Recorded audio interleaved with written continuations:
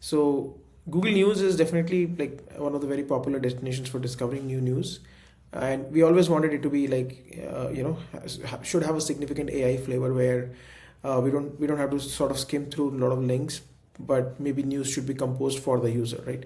So I think it's about time that that product is on the horizon, and the context is now that what is going to be the new relationship between the publishers and Google with this new news AI product. And what is being reported here is that uh, the publishers are expected to give broader content rights to Google that enables Google to train their AI on the publisher's content, right? And they are making it as like a mandatory thing for publishers to get even, or for publishers to participate in this new AI news product. They have to, like it is all bundled together that they have to bundle the content rights for Google AI to train on their content also. And there are also alleged rumors that this is like an exclusive partnership, etc. Right?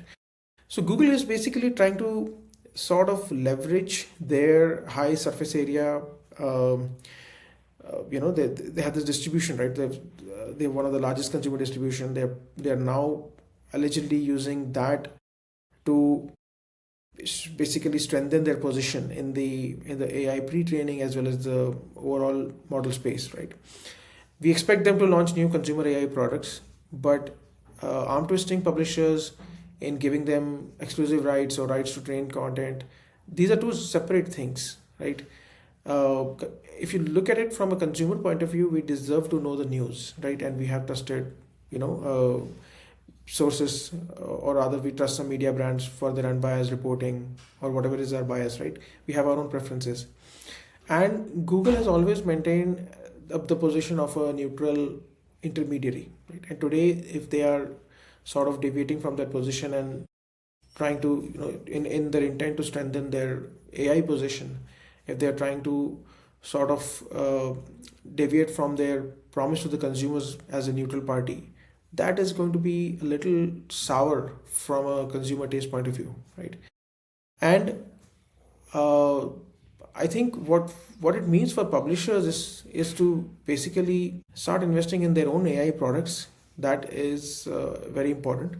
We all know why Google is doing this, because new information is what uh, is always highly valuable compared to, let's say, old information, right? Because there is something called as a time value of information, right? And or half life of the information, something like that, right? So what is the time that it takes for the information to become, let's say, not so critical?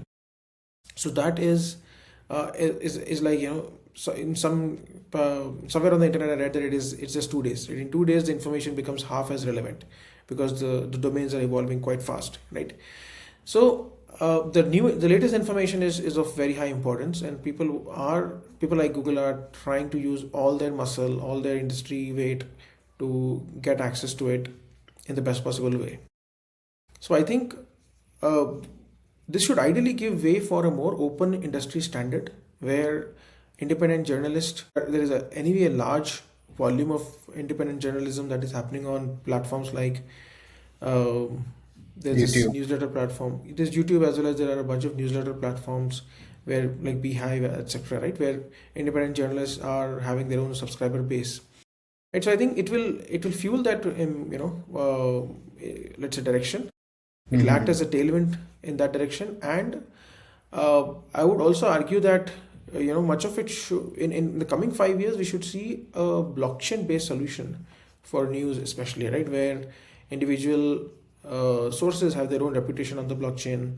There are independent verifiers who can verify the facts on blockchain, and everything is actually open for interpretive for people to build applications on, right? So imagine there are, let's say, independent verifiers who look at something is published, and every time a claim has been invalidated by the verifiers, it is all stored in the blockchain. It is not lost in the ether. This is what exactly happens today, right? So how many times a source has been invalidated or verified as false claims, right? That should contribute to the reputation, a real time living reputation of any publisher, right? That is what matters.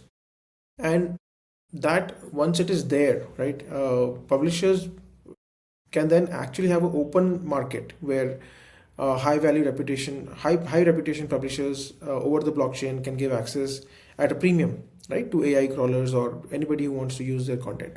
So I think all of this is just going to act as tailwind in that direction.